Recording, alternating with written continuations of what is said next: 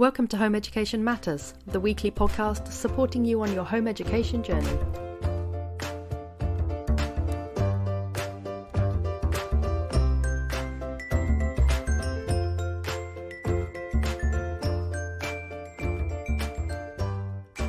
Hello and welcome to Home Education Matters, and today I'm joined by Matt and Miriam from GrowBadges.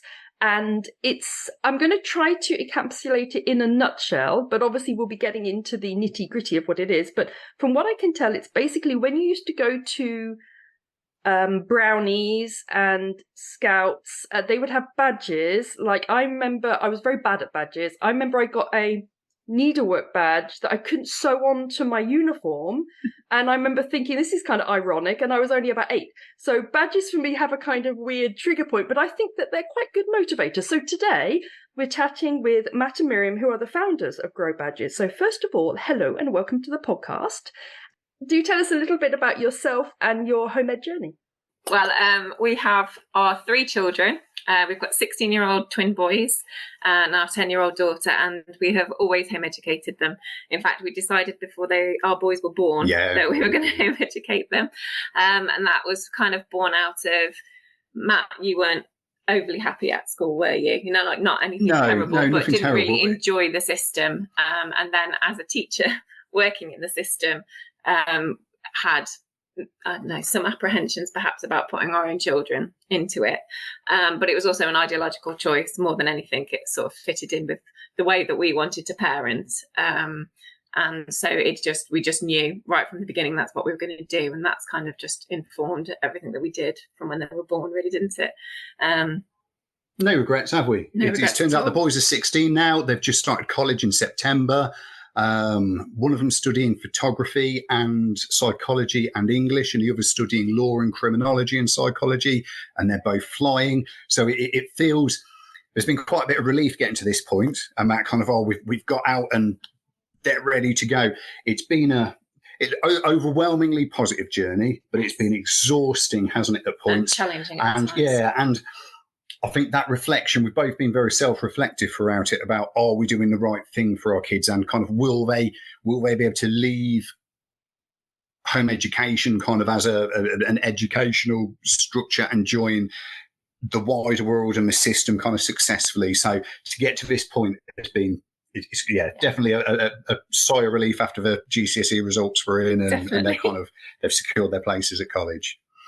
There's a feeling, isn't there, of almost graduation, I think, when you're a home ed parent, because I know that my son is currently doing his A-levels at home and my daughter's doing her GCSEs, like split over a few years, but she goes to college next September and my son will have done his A-level. So I consider that my graduation summer. Yes. Although I've actually recently been hearing about a phenomenon where it's called HE through FE, which is when you still home ed, but your child is in further education, which I'm guessing, do you consider yourselves, I mean, I know you've still got your 10-year-old, but do you consider yourselves to still be home educating your 16-year-olds, for example, now they're at college? I don't. Yes and no. No, as in not education in the typical sense, but I don't think anything has really changed. We still feel like we're kind of supporting them with their academic education, less so now, which is great. And I think we've got to a point where at GCSE, we both felt comfortable really kind of supporting them with any subject. We're kind of buying the books and working and learning along with them, really. At A-level, it feels like it's a bit more specialist knowledge, and we feel like, especially with some of the subjects they're choosing, we're not in a place to be able to provide what they need there. So we're more supportive now, aren't we? Yeah, definitely. Facilitating. Obviously, it's always been supportive and we've always been facilitators, but obviously you've had to find the resources and do all of that for them as well. So now it's somebody else is doing the bulk of the education side, and we're just checking that they're still okay and checking that they've got what they need and all of those things. So it's not a complete change. It's more of a slight transition. A bit of a shift. Yeah. But our approach really, like to their education, there's been very little academic through the years, if we're honest. So the only reason they did GCSEs was to secure their place at college. So they just did 5 each because it was 5 they needed. They've got lots of other interests. They both train and compete at a very high level in Brazilian Jiu-Jitsu, so not doing as many GCSEs has enabled them to train kind of 2 or 3 or 4 hours a day and kind of compete at national and international level there. They've still been able to go out and socialise. We've still been able to have adventures as families and with friends. So really, and this is kind of, it fed into how the GrowBadges system was created. Our approach to their education has been less academic and more about giving them the personal skills they need, we feel, to kind of thrive in life. So things like emotional awareness and self-regulation and confidence and social skills and resilience and problem solving, so that whatever subject they choose or whatever the path they want to take, they've got that skill set to tackle it. So it feels like maybe 5% we've given away, haven't we, really, in terms of the academic education, but everything else in terms of kind of helping them grow as people is there's no real shift there, is there? No, that's still the same. So I'm guessing that the idea of GrowBadges came from the fact that when you home educate, the actual curriculum kind of academic stuff is really quite a minor part. And as you say, I know certainly for our journey as well, it was really only when it came to GCSE levels that I thought, okay, better like get some textbooks and stuff. And before that, a lot of the focus is on what I suppose classify as extracurricular, but it's basically all the stuff that school doesn't teach you when you're sitting down in a classroom. So it's all that other stuff. So for you saw that as an integral part of your journey and then thought, I know, let's create some sort of external motivator for some of these subjects with badges, right? Is that how it tended to morph out? More or less, yeah. It's something well, did you want to go? We first a long time ago thought about, we? Yeah. So like you're saying, there's a lot out there that focuses on that academic kind of achievements, textbooks and things that you can get for that progress and for those subjects, if you like, and not so much out there that is about that idea of growth and your personal skills in a way, your personal development. So that was something that when we started looking for resources for our own children many, many years ago, probably when they maybe will approach sort of bottom end of primary age, and you start to think, oh, we'll look at what's out there and sort of not necessarily structure, but just get some ideas of things that we could do. And there just seemed to be, a lack of topic-based stuff and, things that focused on you as a person, your interests, your confidence, your awareness, but also your place in the world and, your community and all those kinds of things that are such an important part of who you are and what you do. That idea, it first came then, really. So probably about 10 years ago, the kind of the worm of an idea went in. But obviously we were very busy raising our own children and living life. And obviously when they're younger, they need you more. So we had to kind of like shelve it as something that we couldn't actually do anything physically about it. Something we've come back to lots and chatted over the years, isn't it? Exactly. About how it might look. Yeah, so we've had lots of conversations about it over and what the we've years. created is very different to that original idea. It's gone through kind of lots of transitions and iterations, hasn't it? Absolutely, and that's because of our journey, obviously, as we've gone further through home education and our experience as parents and home educators, but also you through work and the things that, we've seen it both sides, really, because we've obviously home educated our own children, but I'm a teacher. I've been a Senko in the past. I'm a forest school leader. I started off in mainstream 20-something years ago and very quickly ended up in kind of special education, mostly working. I've spent nearly all my career working with children who fall under the umbrella of, it used to be EBD, behavioural difficulties. It's now called social, emotional and mental health difficulties. It's generally children who don't fit into the school system for one reason or another. It might be additional need. It might be traumas they've experienced.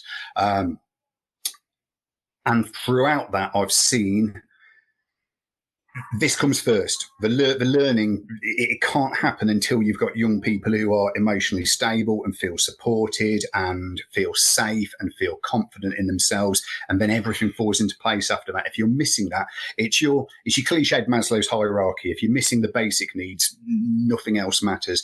And it's the same with their learning. If when we've got young people that come and join us, and I'm lucky now, I've seen both sides working in mainstream and some special provisions where there's still a heavy focus on academic progress, even if it's totally inappropriate for where that young person is at that point in their life.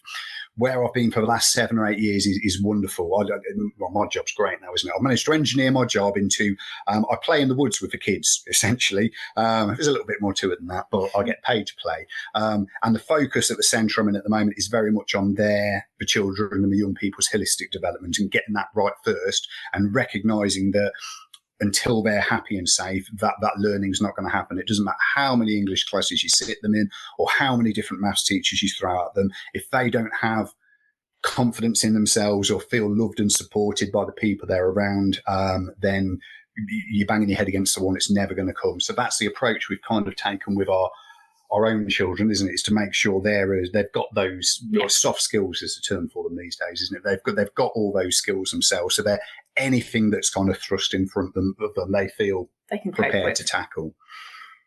I've not heard the idea of soft skills, so I'm guessing that just means like kind of touchy-feely kind of stuff, as opposed to you're slightly uncomfortable with that. It's essentially things you can't measure. And we've gone around in circles. We've avoided.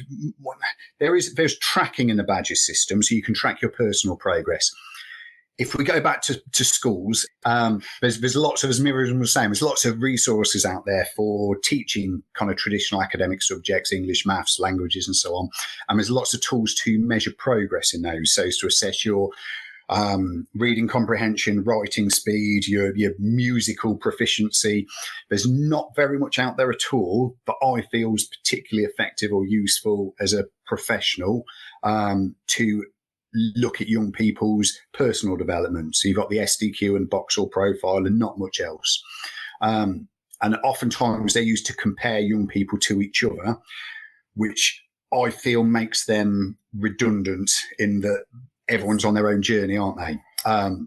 So I've dabbled for the last few years. I created an assessment tool for Forest School. I pulled that off the market because eventually it worked and it was doing well, but I still felt like there was a comparison there, and that's not what I feel is important about it. What you're saying is really interesting, because one of the questions I wanted to ask you from what we were just saying was, I think that schools invariably focus on assessing they focus on being able to assess and therefore being able to quantify, and that then dictates what they focus on. So I would suspect that these soft skills are generally not really in the system because you just can't quantify them. So how can they be mainstream? They're just not there. They might happen accidentally, but they're not there by default. So part of the drive for creating the assessment tool for Forest School originally was so that I could produce pretty graphs for leadership that had lines that went up. And that justified me being able to then take those children out and do what I knew was having a massive impact, what was transformative for them. But without the pretty graph with the line going in the right direction, it wasn't going to happen. So schools are absolutely, and understandably, there's pressure on schools. They're driven by academic progress, by league tables, by results. So it's trying to shoehorn, or it's how you, I'm talking about special provision now. It's pupil referral units are working at the moment. And because of the nature of those provisions, there's much more focus on the young people individually. So it's less of a battle there. I don't know how that system will ever change. We could do a whole other chat about the education system generally in this country and how perhaps it needs starting from scratch. But that's a that's a big podcast. More than an hour to cover that, I think. There. So we've been keen to build tracking into this, haven't we? But we've avoided any kind of comparison. That's another battle I've got in the next 6 months, because I'm keen to be able to use this at school and in schools, because it's got massive transformative value for the kind of children and young people I work with, as well as everyone really.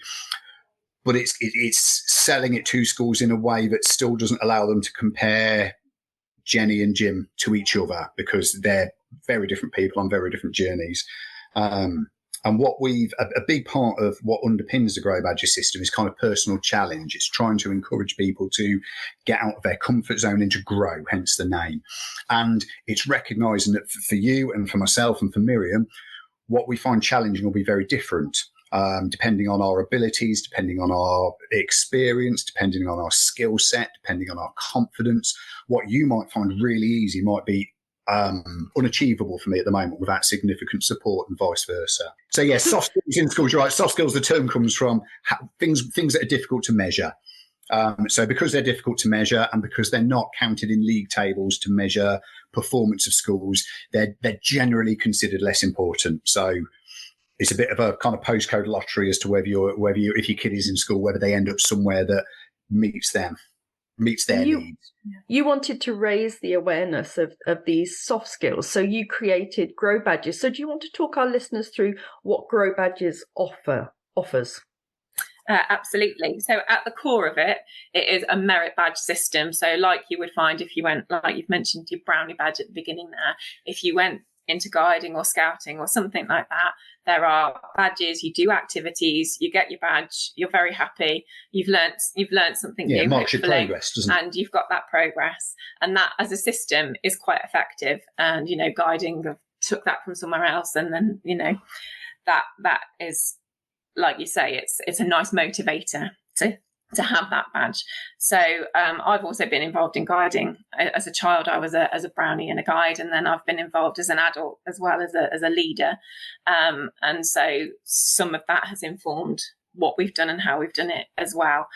So at the core of it, yes, it's a merit badge system. So you complete activities that count towards a challenge, and when you finish that challenge, you can reward yourself with a badge if you want to. So the thing about GrowBadges that is, we think, different is that it's underpinned by this skill system. So this idea that whilst you're doing these things and you're having fun and you're trying something new, you're also building really important personal skills for us in our parenting and for our own personal lives.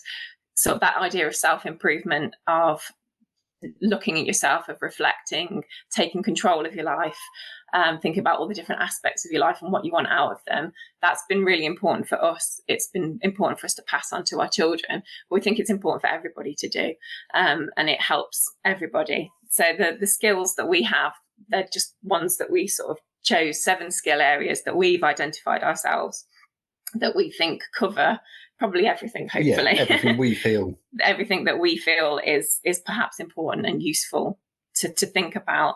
So obviously the first one is you start with yourself. Everything comes from yourself initially. So your awareness of yourself, improving yourself, taking care of yourself, building your confidence, knowing who you are, what you like, what you're interested in, all of those things, really important to know. So that's the first skill.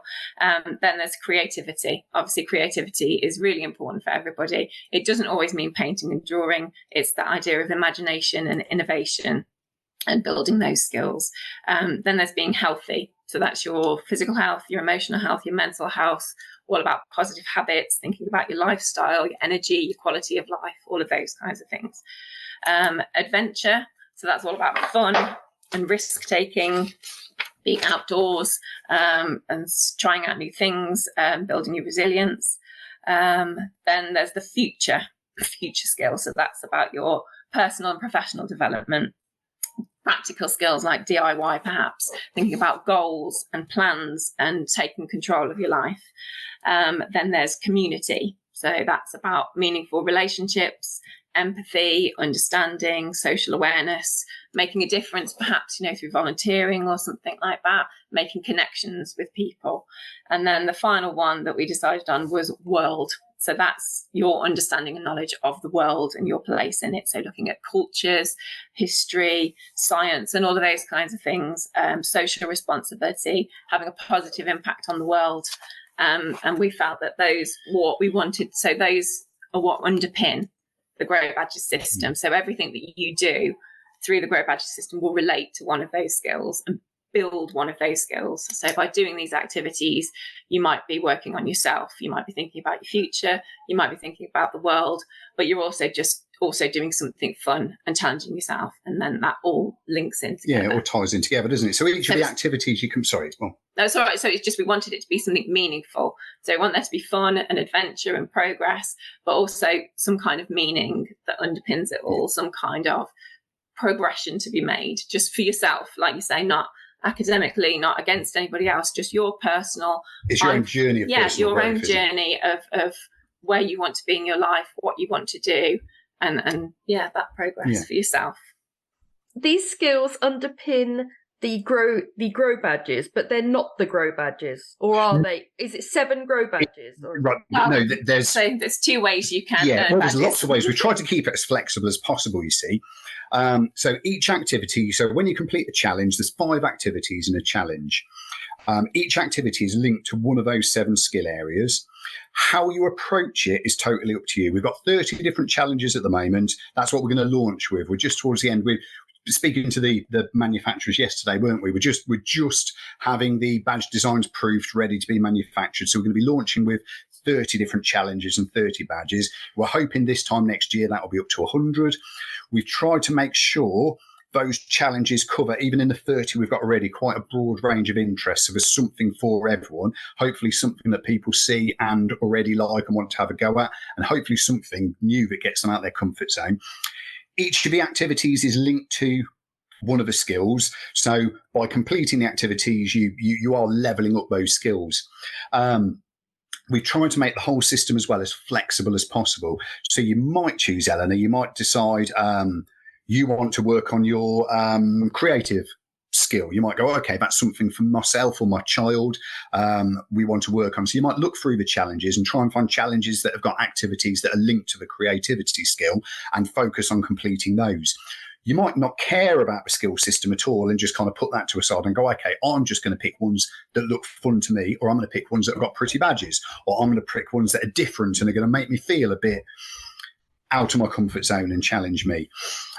We've tried to make sure people can approach it in the way that suits them. We want it to be accessible to everyone. So very much we've been thinking about, when we designed it, our own children and how it might have been used in their home ed journey. I've been thinking about how I would use it at work with the children I work with. We've been thinking about how we'd use it together as a family. Miriam is like a unit leader for Rainbows and Brownies, thinking about how it might work having groups of children do it. So it's accessible to everyone, and we're keen it's not just for children. We're also keen to make sure it's accessible to everyone in every way. So the challenges and the activities are designed to be flexible and be adaptable. So regardless of your previous experience or any additional needs you've got or your current skill set, it's all adaptable and it's all self-assessed. I'll let Miriam tell you about how we're doing that in a moment. We're also trying to make sure it's accessible kind of financially to everyone as well.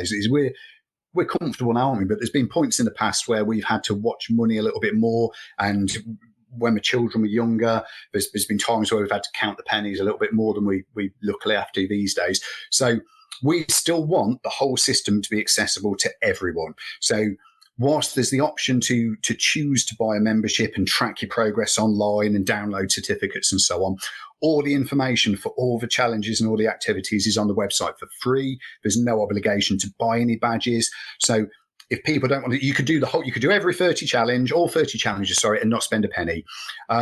You could also try it out. So as well as going on the website and looking at the challenges and the activities, every week we give away a free downloadable challenge pack as well. So we think it's really important. We've spent money on resources and things in the past, haven't we, with mixed success. Some things are great, some aren't as good as you thought initially. Some just aren't the right fit for your children or yourself at that time. So we're very keen that it's kind of value for money in that sense for people, aren't we? So you can kind of try before you buy.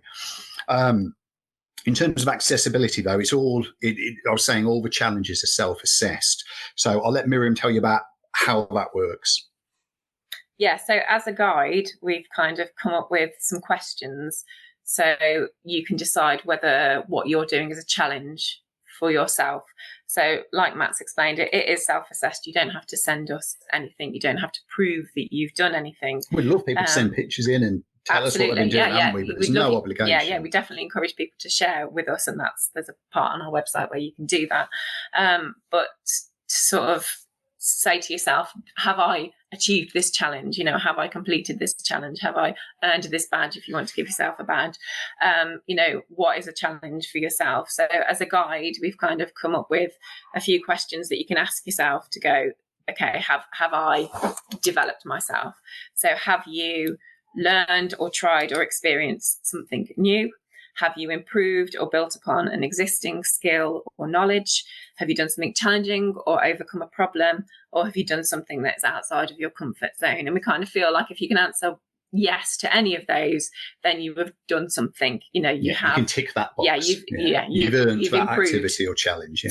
You've done something to make an improvement or to push yourself or challenge yourself in some way. And that's what GrowBadges is about, really, is to whatever level, you know, incrementally just opening your worldview, learning more about yourself, learning more about the world around you, improving on these skills, and, you know, making some progress for yourself and your own development. So this, and then you can give yourself a badge. So the badges themselves, the physical badges that you can buy, there's two different kinds of badges. You've got challenge badges and there's skills badges. So you can complete a challenge. So for instance, we have got a challenge called Creative, where you do 5 different creative things.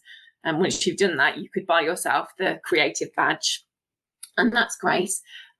After a while of doing a few challenges, you might find you've actually reached, we sort of like 10 skill points, we call them, don't they, to level up a skill. So if you've done 10 activities that are classed as creative, then you've basically got to level 1 in creativity, if that makes sense.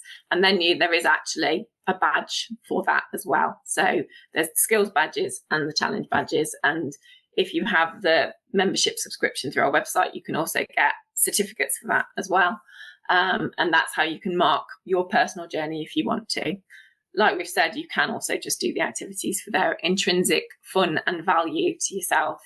But for those that do like to have a reward or to have a physical, you can't have too many badges. No, absolutely. I was going to say, it's such like, you don't see badges anymore, like proper physical badges. Yeah. When I was like early 20s, I hung out with a lot of mods on scooters and stuff, and they always had badges all the way down their path. Everywhere. And I think it's the last time I saw an actual badge. Actually, no, my children, I used to like to buy them badges from bookshops, and you know, you'd have like, you know, refugees, we love refugees badges and stuff like that. But you don't really see, like, you know, you don't see children with badges. It's such a shame. Actually, I like badges, and you said it's like adults can do it as it's well. for everyone, Eleanor. Absolutely, absolutely for everyone. Yeah, I mean, we have sort of said we think it's particularly useful for home educators. For lots of the reasons that we've talked about, and it's something that we would have loved to have had when we were home educating our children. That was and our approach, really, wasn't it? Was designing something that would have been fun and useful to us 10 years ago. Yeah, absolutely. And we will do the challenges with our own children as well. A lot of them are based on things that we have already done with our children, and they've helped us create lots of them. They've given us ideas. So our 10-year-old, we will absolutely be doing them with her. It's very much a family business in that sense, isn't it? It's not just Miriam and myself that have been doing this. It's very much the kids being involved in helping us design badges, create the designs for the actual badges themselves, come up with the activities. Yes, doing sort of our testing as well. Like, is this something you would like to do? And definitely. So what sort of badges have you got? I know you said you've got 30 challenges and 30 badges, but can you give us a flavour of some of the different things? Of course I can. Okay, we've got, do you want me to read the 30 off to you, Eleanor?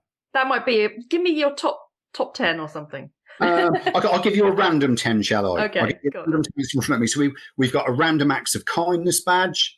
We've got a gardening badge. We've got a languages badge. We've got a journaling badge. We've got a photography badge, a green cleaner badge, a money manager badge, animal lover, cooking. We've got a fitness badge, collector, astronomer, do-it-yourself, book lover, forager, vegan, circus skills, gratitude, gamer, pride, and on and on and on. So we've tried to create we tried to make sure we've got a really broad range. So hopefully there's something that kind of celebrates what people already enjoy or already interested in. So we've tried to make sure we've got a really broad range of topics and themes and activities, so that there's something that already celebrates what people might be interested in or enjoy, but that there's also lots of options of new topics to explore or new activities to try. I think one thing that comes through in the nicest possible way is that you're home educators, because all of those badges, I was like, like this for every single one of them. Because I think part of me, like I said at the start of the podcast about brownies and scouts, and I think I was expecting something like that, and then you were throwing things like pride and vegan, and I'm like, oh wow, I mean, this sounds amazing. Absolutely. I think it reflects our journey a bit of home ed, doesn't it? We've tried to, so as I said, it was less academic really, our approach with them, wasn't it? Like we didn't, so reading, for example, we never really did with any of our children any kind of formal structured reading lesson. We just read to them. We read hundreds of books, didn't we? Every single day. We'd go to the library with the boys when they were little, and it got to an extent we'd have to take a sausage roll or something as a snack. We'd get there, their coat would come off, their shoes would come off, and they'd go and get a stack of books, and we'd be there for 2 or 3 hours reading books. So they were just surrounded by them, weren't they? But what we did do, or our approach was more focused on trying to give them the widest range of experiences we could. So what have they tried? Trampolining, horse riding, running, cycling. I'm sure it's the same with your children. You keep trying things to see where they fit, what they enjoy, and it works for a while. And you think, oh, phew, perhaps we found something that is going to tick the box for them and they're going to stick out for a while. And then 6 weeks later, no, actually, I'm not sure I'm interested in this. I'd like to try that. And I think there's a terror when you home educate that you're going to somehow limit them. And so as a result, any slightest thing they want to do, you're like, yes, let's do that. Let's go full pelt. And then 2 weeks later, you're doing the exact same thing for something else. But that's nice because it means you get to our sort of position of home educating when they're sort of nearly flown the nest. And you can look back and think, there was nothing I stopped them doing. I remember when I was a child, there were so many things I couldn't do because I was at school and one thing clashed with something else and I had to choose and there's none of that when you home educate, right? You can just do what you like. So your badges are very much about exposing them to new experiences and trying new things. 100%. Absolutely. It's been great for us. It's over the last 16 years, we've been to lots of events and tried lots of things that we absolutely would not have had we not had kids that were kind of not dragging us along, but kind of facilitating what they were interested in. There's all sorts. There's people we've met, conversations we've had, places we've been that we wouldn't have had. So it's been rich in that way. Yeah, last year our daughter was particularly interested in Vikings. For some reason, she wanted to know everything about Vikings. So we learned everything about Vikings, but we also ended up going to sort of workshops and days out where we're watching like reenactments and talking to people about skills that they had, and that's something that I never would have done. But we went with my daughter's interest, and we did everything Viking and cooked Viking food and learnt about everything to do with Vikings until she went, oh, okay, then I'll do. I'm ready to move on to something else. I know as much about Vikings as I want to right now. And we'll move on to the next thing. So, but she absolutely loved it for that time. So, and you can do that. You can just immerse yourself in it. It's sewing at the moment, isn't it? Sewing's the latest thing. So, got her focus, isn't it? Yeah, definitely. So she's been making her own little felt creations and experimenting with that. And who knows what it'll be next week? Yeah. And that's been quite the magic with the journey, hasn't it? It's been what's going to come up next. There are times. So, like I was talking about the reading, wasn't I? I think that's been the only. Or the biggest challenge for us in home ed hasn't been facilitating things for them. It's been sitting there at the end of the day with a cup of tea and just going, are we doing the right thing? And so when they were younger, when they were 6 and they're choosing not to read because and we're still sitting there reading 10 books every night at bedtime and however many hundreds throughout the day. And you're there, but there's just that little niggle in the back of your head going, are we doing the right thing? Will they learn to read? Should they be reading by now? That's it. And then it was Caleb, wasn't he? Bless him. I think, was he 7? Yeah, I think he was 7. And the first book he ever read the first thing he ever read was the first chapter of The Hobbit. So there was no Biff and Chip. He just no interest in picking a book up himself, and then it was straight into it. So those little moments are then reassuring, and you're like, oh, phew, we've not broken them. We haven't done this wrong. Because at the end of the day, I think the approach we've taken is the only people we're accountable to really is them, and trying to make sure we've given them every opportunity we've been able to provide, and that they're in the best position they are, like you say, to fly the nest and off they go. And we're seeing it with the boys now, aren't we? It's like we see very little of them now, don't we, these days? It's been a bit of a shift, isn't it? They've both got jobs, so between college and working part-time, and then off out with their friends, and they don't need you anymore, do they? They get on a train and go to Birmingham for the day with their friends, and they don't need you other than to give them money and pick them up from a train station. But I think that's been I think that's a measure of our success, though, that they're comfortable doing that and they're able to do that, and they can plan their own journey and budget their own money and sort their own food and do all those things. You know, they're becoming increasingly independent, and I think that's a mark of success for us. There's that lovely quote, isn't there? That children are the arrows from which our bow are spent, and it's true that it's a sign that you raise them well when they just fly, literally sometimes fly off somewhere else. But I think that's what we've tried to do, isn't it? It's just point them in the right direction, and I've no idea where they're going to end up. And let them fly. Hopefully they're going the right way. It's just it feels like it's gone quickly now, doesn't it? Yeah. I think that'd be the best advice I think we could possibly give people, is just to slow down and enjoy it, because it feels like, and the boys are twins, so when they were born, I could comfortably hold them both on my lap. They were tiny, weren't they? They're both bigger than I am now. They're both man-sized, aren't they? Man-sized and very independent. There's nothing like having children to make you sort of existentially aware of the passage of time, because you literally see this creature just, like looming over you that used to run in between your legs, and it's unsettling. Yeah, they need you to grow before your eyes, definitely. So talk to me about the actual kind of mechanics of how it would work. So is there a website that people would track their progress on and things like that, if they wanted to buy into the membership rather than absolutely. It's all on our website, which is just GrowBadges.com. So obviously you can visit it and you can find all the information about all the activities and challenges. It's all there, and you can just do them if you want to. You don't need to create an account. You don't need to spend any money. It's all just there, visible, if you want to have a look through at the different challenges on offer. So then if you're interested in the tracking, we have like what's called a Grow Pro membership is what we've called it. It's only £15, and that's for the whole year's subscription.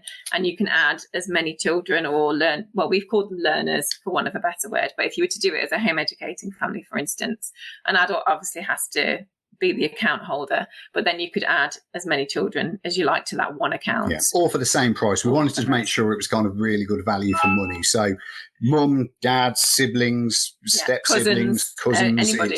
You can track as many people separately as you want. Absolutely. Or if you were doing it as like a home education group, for instance, you might have 15 children that you want to put on there. That's fine. It wouldn't cost you any more. And then basically you put in the details of each individual person, and then the website that Matt has very cleverly created and programmed automatically tracks everything that you do. So you just have to tick an activity as complete on the website, and in the background all the magic happens, and it tells you when you've completed a challenge. It tells you when you've built up the skill. Once your challenge is complete, you can download a certificate and it will with have that the learner's name on. Yeah. When you've completed 10 activities in the myself skill or the creativity skill or the adventure skill, you can download the skill certificate for that level as well. Yeah. You can also, if you prefer, because some people do prefer, you've done a lot of journaling, haven't you, Miriam? And the kids have done lots of journaling over the years with Miriam and tracking different things. So some people definitely prefer to work on paper, don't they? So all of the challenges as well, you can download either a PDF file to print out, but it's got a paper-based tracker on it, or you can download each challenge as a Word document so that you can just type your own notes on or put your own photos in. So we've tried to make it as flexible as possible, both in kind of how you approach it and how you track your progress as well. That sounds amazing. And it's interesting that as you were talking, I was remembering that I did a podcast on the high school diploma as an alternative route to exams. And actually the two dovetail really nicely, because the high school diploma is all about allowing your child, the learning that your child generally does, all the skills that you're talking about, all the skills that you have in your Grow Badges, you map those and they actually count towards a diploma, which is, equates across to GCSEs. Because one of the frustrating things about GCSEs, I think, is that it's so narrow in what it says matters. I remember my children got to about 12 and 13 and we started focusing on GCSEs, and they would be doing things like video editing or animal care stuff, and and part of me would think, oh no, like they're wasting their time because it's not a GCSE study, so it doesn't count. Where is the value in this? Yeah, exactly. And that's so annoying as a home educator, because it's the opposite of actually how we tend to approach things right up until you get to the exam years. And actually, your GrowBadges system would work super well with the high school diploma, because you could just map it straight across and be like, look, here's my certificate. This is what I've done. And then get credits for it on the high school diploma. Absolutely. Absolutely. And this is that was I think the frustration we had when we were looking at GCSEs with the boys, wasn't it? It's like we were very keen for them to do English and maths. Kind of insistent they did that, really, weren't they? Because English and maths is required for pretty much everything you ever do. After that, we just wanted them to do really as many as they needed for the next step. Not because they weren't capable or we didn't want them to do any more, but we started looking. So history, for example, is something that they've both been interested in throughout the years, hasn't it? Very much so. The Vikings was one for them. Dinosaurs is always a popular one, isn't it? But the World Wars as well is something they were both very interested in. But then you start looking at the history spec and the curriculum for that year, and it covers none of that. It's the Civil War, or it's an area of history, it's Victorian England, and it just might not be what they're interested in. The same with geography. There were elements of geography that they were fascinated in, but then you look through the spec, and again, the requirements for that year were areas of geography that perhaps they weren't as interested in. So it's frustrating, isn't it? Like you say, that the activities that have got intrinsic value in them, are kind of transformative and developing and encouraging, aren't necessarily recognised or rewarded as having the value that they've got. I was thinking as you were talking that don't want to plan your whole business model for you, but if you were to incorporate some academic subjects, you could revolutionise the whole education system in the UK, and people, instead of doing GCSEs, could do GrowBadges. Yeah. That would be amazing. Yeah, brilliant idea. Take over the world, take over the system. Well, this is it. Well, under the world skill, obviously, that's where we would put things that maybe have a history kind of element to them, or a science kind of element to them. So there's definitely scope for that. But I mean, the original 30, for want of a better word, the original 30 challenges that we've come up with, they largely reflect our own sort of interests and experiences. And our children's interests and experiences. There's a mix, though, isn't there? Academic in there, isn't there? There's astronomy's in there. There's languages in there. There's the creative writing one in there. Is that snow? We've got journaling in that one. We've got a creative writing one in the background. So we've got 30 we're launching with, and we've probably got at least 3,000 ideas in our head, haven't we? And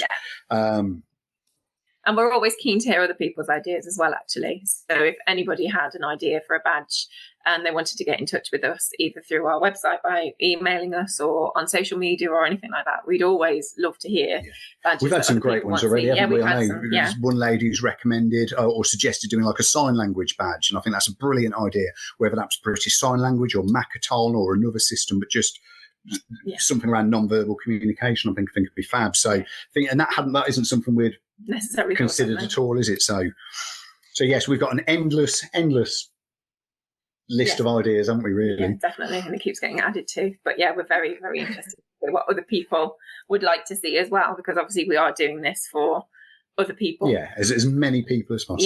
Yeah, definitely. So if someone chose your badge, for example, journaling, you've set activities that they can choose from, or do they have to do all the activities that you've set for that badge? So we have, so each challenge has 5 activities that we've sort of suggested, if you like. So like you've just mentioned there, journaling. So I could just tell you the 5 activities that come under journaling. So the first one is about daily reflection. So that's just about writing daily. And that can be anything from just a line a day or a word, to sum up that day. Or you might want to do an outpouring each morning, 3 pages of morning pages or something like that. So that's one activity. Another activity is to find out about bullet journaling, which is a very specific way of journaling, a very specific system. The next activity is to use prompts. So to find prompts or think of your own prompts to ask yourself questions and get some inspiration. The next activity is to write about a typical day in your life and about how that makes you feel. So what things do you do in your day that bring you joy, or what things are you not so keen on in your day that you'd like to improve or change? So it's just about sort of reflecting on your own life. And then finally, the fifth activity in that challenge is about making a bucket list, essentially. So making a list of things that you want to do. So that's just a suggestion so of those activities. So you would do those, and that would be your journaling challenge. But again, the flexibility, if you wanted to change that slightly, if you wanted to take the idea of the activity and adapt it for yourself or for your needs, or you might have already done bullet journaling before, so you might want to look at that in a different way, or look at a different type of journaling or something. We're very keen for people to feel like they can adapt them. So we've tried to, when we've written the challenges and when we've written the activities, we've tried to write them in a way that is as inclusive as possible, so that everyone feels like it's appropriate for them. There are some, though, it's impossible to tick the box for everyone, though. So I've injured my knee recently. I'm waiting for reconstruction on one of my knees. I've got quite a uncomfortable and unpleasant sports injury. So what I could do 6 months ago, for example, physically, looking through some of the challenges now, I just couldn't do. So I would have to adapt. So we're very keen for people to feel like, right, physically, I can't do that. Or it might be the other way around. It might be that actually, like Miriam's saying with a journaling one, I've done lots of bullet journaling. Perhaps I'll challenge myself by teaching someone else how to bullet journal, or by developing a different way of tracking something in my bullet journal. So we're very keen to, so we've tried to write them as generically is the wrong word, as inclusively as possible, but we're very keen for people to feel like, and this is what we keep putting that information on the website, because we hope people feel they're comfortable to take that idea and tweak it to make sure, like Miriam said earlier, answers one of those questions. So as long as it provides a personal challenge to you, you've earned it.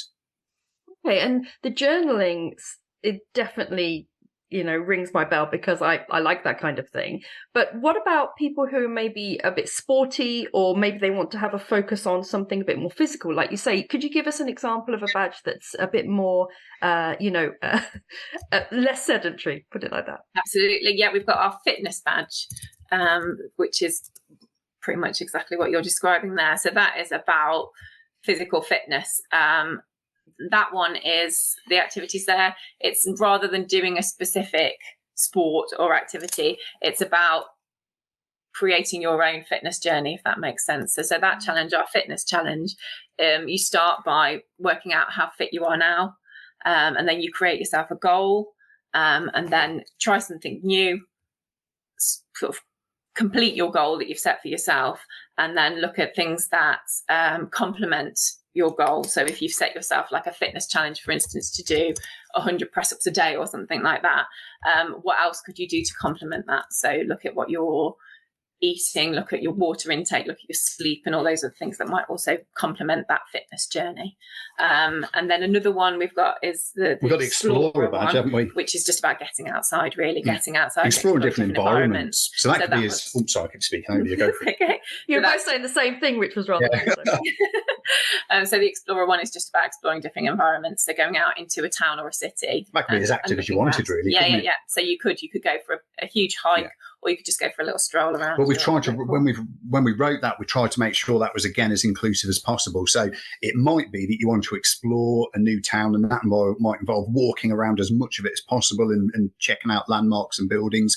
It might be that for whatever reason that town might be in a different country, or mobility might be an issue, or it might be an expensive place or a difficult place to get to on public transport. So it might be that it suits you to sit at home and take a virtual tour on a computer of that town. So we tried to make sure it's as inclusive as possible. I'm trying to think what else we've got. Movement. So we've got a circus skills badge. So that could be, again, a very active one. Unicycle. Absolutely. And juggle at the same time. Yeah. Sounds amazing. Do you have a jiu-jitsu badge to map what your sons are doing with their Brazilian? That could be an interesting one, couldn't it? Yeah, we could.